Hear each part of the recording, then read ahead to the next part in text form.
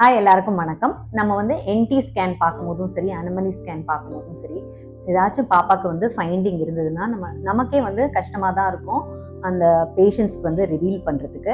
இந்த மாதிரி ஒரு கேஸ் நம்ம 12 வீக்ஸ்ல பார்க்கும்போது அந்த பாப்பாக்கு 2 கிட்னியுமே டெவலப் ஆகல. நான் இதை பொறுமையா அந்த பேஷண்ட் கிட்ட சொல்லும் போது அவங்க அம்மாவும் சரி அப்பாவும் சரி அவங்க என்ன டாக்டர் நீங்க 20 வீக்ஸ்ல தானே கிட்னிஸ் தெரியும், நீங்க இப்பவே கிட்னி இல்லைன்னு சொல்றீங்க, கிட்னி எல்லாம் வளர்றதுக்கு 5 மாசம் ஆகும், கிட்னி பாக்குறதே 5 மாசத்துல தானே பார்ப்போம் அப்படின்னு சொல்லிட்டு அவங்க அக்செப்டே பண்ணவே இல்லை. நான் எவ்வளவு பொறுமையா எக்ஸ்பிளைன் பண்ணாலும் அவங்களுக்கு அது புரிய வைக்க முடியல. ஸோ அவங்க என்ன பண்ணாங்கன்னா நாங்க வெயிட் பண்றோம் டாக்டர், 20 வாரத்துல தான் கிட்னி அப்பதான் தெரியும் அப்படின்னு சொல்லிட்டு அவங்க ரொம்ப டிலே பண்ணிட்டு அதுக்கப்புறமா லேட்டர் ஆன் அது ஒரு 18-19 வீக்ஸ்ல கன்ஃபார்ம் பண்ணி டெர்மினேஷனுக்கு போனாங்க.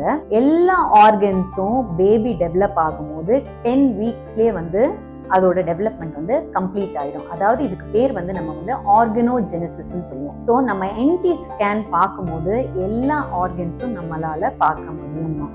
நம்மளுடைய பேபி ஃபேஸ்ல இருந்து கால் வரைக்கும் எல்லா ஆர்கன்ஸும் பார்க்க முடியும். அப்போ கிட்னிஸ் இல்ல அந்த பேபிக்கு அப்படின்னா நம்மளால 12 வாரத்திலேயே கண்டுபிடிச்சிட முடியும். 2 கிட்னியும் தெரியாது, ஒண்ணுக்கு பையில யூரின் இருக்காது, பேபிய ஃப்ளூயிட் சுத்தமா இருக்காது. இந்த 12 வீக்ஸ்ல நம்ம கண்டுபிடிக்கும் போது மேனேஜ்மெண்ட் ரொம்ப ஈஸியா இருக்கும். ஏன்னா இந்த பேபியால சர்வைவ் பண்ண முடியாது, நம்ம டெர்மினேட் தான் பண்ணணும்.